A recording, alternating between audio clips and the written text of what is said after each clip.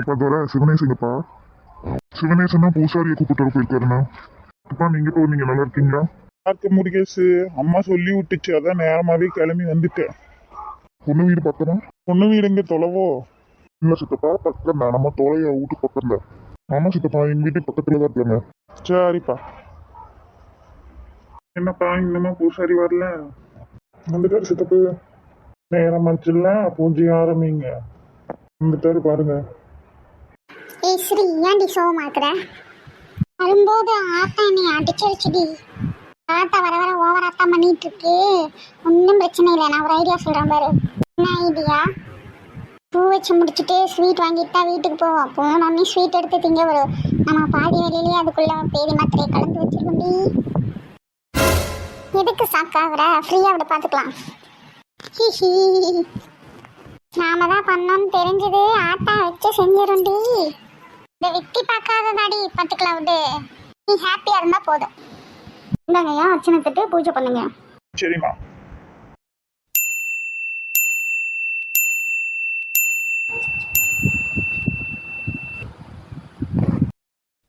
அப்பனே விநாயகப் பெருமானே, என் பையனோட கல்யாணம் நல்லபடியாக எந்த ஒரு தடைகளும் இல்லாமல் நடக்கணும். எந்த ஒரு பண கஷ்டமோ மன கஷ்டமோ இல்லாமல், சிறு சங்கடங்கள் கூட இல்லாமல் நல்லபடியாக நடக்கணும். இப்போ நீங்கள் தான் துணையாக இருக்கணும் விநாயகப் பெருமானே. எல்லாரும் பிரசாதம் எடுத்துக்கோங்க.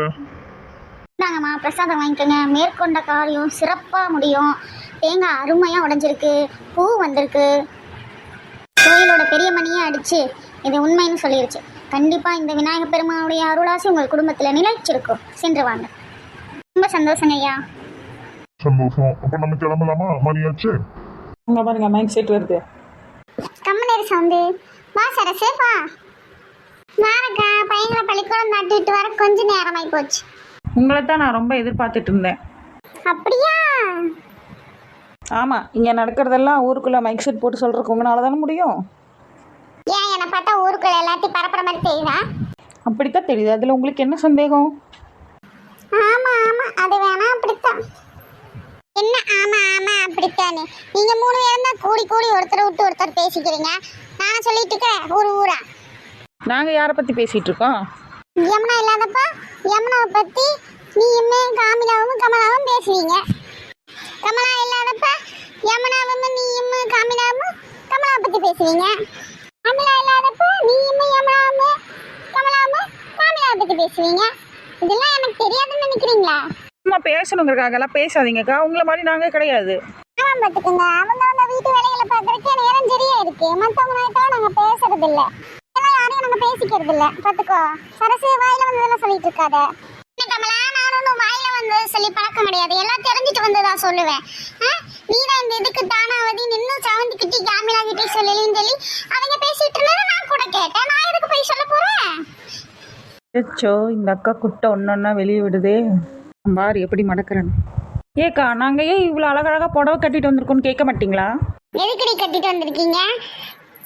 மாப்பிள்ள யூடியூப் சேனல் வச்சிருக்காராம். பூ வைக்கிறதெல்லாம் வீடியோ எடுத்து போடுவார். நம்மளும் அழகாக தெரியணும் தான் அழகழகாக புடவை கட்டிட்டு வந்திருக்கோம். கூடி கூடி பேசுவீங்கடி, இதை பற்றி என்கிட்ட சொல்லவே இல்லை. ரூட்டு வேற மாதிரி போகுது. ஐடியா. சுட சுட பந்தி போட்டுருக்காங்க, போய் சாப்பிடுங்க. போ முதல்ல. பந்தியா? எங்கடி போட்டுக்கிறாங்க? வீட்டுக்கு பின்னாடியா சைட்லையா? அந்த கோயில் வாசல். என்னை பார்த்தா உண்டை கட்டி வாங்கி திங்கிற மாதிரியா தெரியுது? அப்போ சரி, அப்போ நீங்கள் இப்போ என்ன பண்ணுறீங்க? சாலாக்கா கைப்பக்குவத்தில் மணான்னு உப்புமாவை தாளிச்சு வச்சுருக்கங்க, போய் சாப்பிடுங்க. உப்புமாவா? என்ன சாலாக்கா, பூ வைக்கிறப்ப யாராவது உப்புமா போடுவாங்களா? அதாண்டி நானும் சொல்கிறேன், பூ வைக்கிறக்கெல்லாம் யாரும் உப்புமா போட மாட்டாங்க. ஸ்நாக்ஸ் மட்டும்தான் வாங்கி வைப்பாங்க. இதை நினச்சிட்டு வீட்டில் சோறாக்காமட்டேன்னு.